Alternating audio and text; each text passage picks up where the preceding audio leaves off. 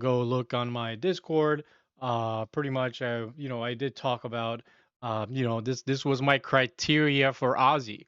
As you can see, the float here was around 10 million. The news was 90 million. The news was 90 million private placement. The chart, this is where your strategies come in. You have to align the daily with the intraday. So what does that mean? That means right here you have the daily. So you can see, so on the daily we had a resistance of 225 over here, and aligned. You pretty much draw that out on the intraday. This is the 1 minute chart of Aussie, and you basically try to buy it as we break out this 235 or 225 area. And once we break out that level, that's where you had this halt up price action. So you're trying to combine multiple time frames. You're trying to have a good volume. So my bias was initially long to buy it.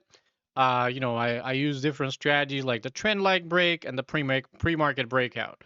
We're going to go through all these strategies with some examples, just the basics, maybe one example of each. I have over 10, maybe 10 to 15 different types of strategies that I use to attack small cap stocks.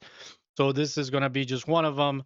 You could either A, use the trendline break, which happened right about here in the morning, around the $2 area, or B, you can pretty much use the pre-market breakout of 225 and buy it and pretty much take a profit.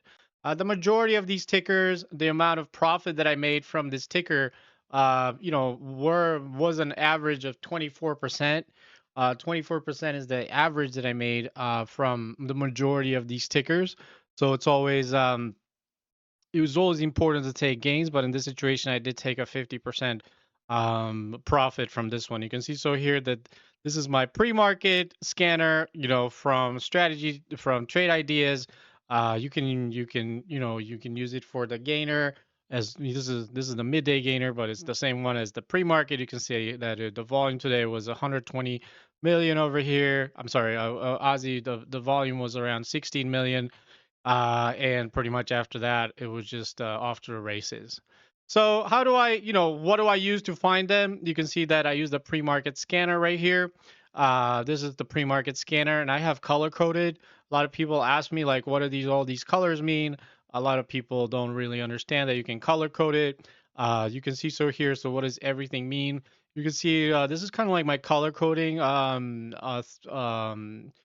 What is it, history or whatever, or whatever. So under 3 million, I like to group them underneath very light green. Between 3 million and 10 million, I like to group them between a little darker green. And then over 10 million to 50 million, I like to group them in dark green. You can see a dark green. And then over 50 million, I like to group them in blue. I never really trade the ones in blue. I primarily focus between light green and green. I don't really like going. Sometimes I go into the dark green as well. So it's always important. So this is kind of like your cheat sheet. If you were gonna, so the way you pretty much update your trade ideas, you just right click on the float section, like right here. You right click, and then you go into the settings, and you're just gonna have to input all that information. It kind of looks like something like this. So, I use scanners. This is Aussie. When it first came into my radar, it came around 196.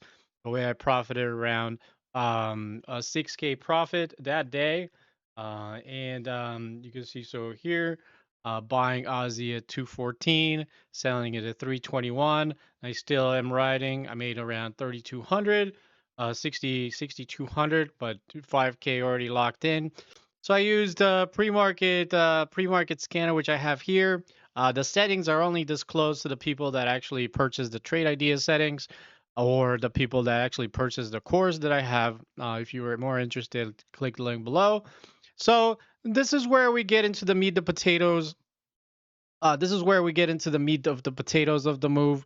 Like I've talked to you guys that in my course, if you go click the link below, I do have around 15 different examples the way to attack and take predictable profits out of pretty much small cap stocks.